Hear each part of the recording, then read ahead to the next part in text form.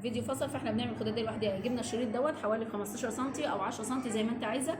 لو عايزه تعملي كورنيش، خدت الواجهه بس الامام ابتديت اشتغل عليه واحط الكورنيش بتاعي اللون الاصفر عشان يكسر اللون ده. يعني انا بشتغل دلوقتي على الامام متني كده وبعمل كرانيش وانا ماشيه. تمام.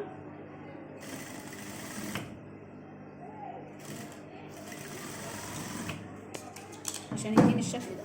لسه احط عليه الخلف كده واوريهولكوا تاني.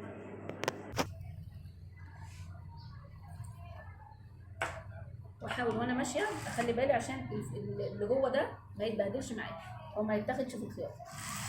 طب ماشي، مش المفروض حضرتك كنت تبني الاحراف بتاعت ايه كده؟ احنا حطينا الظهر على الوش اهو، دخلنا الكرانيش كلها جوه وابتدي اشتغل كده.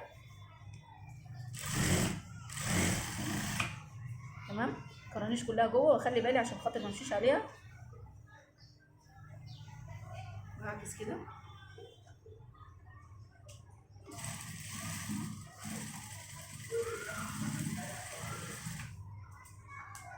تمام.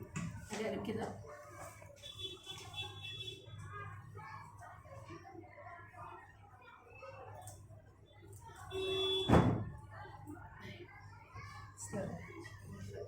تمام كده. كده خلاص يا جماعه الملايه هي خلصت معانا في حصه واحده. وده التقفيل بتاعنا اهو اخر حاجه. ده تشطيب اخر حاجه. دي الخداديه اهي والمخده والملايه. تمام. معاكم مدام شيرين من جمعيه تنميه المجتمع.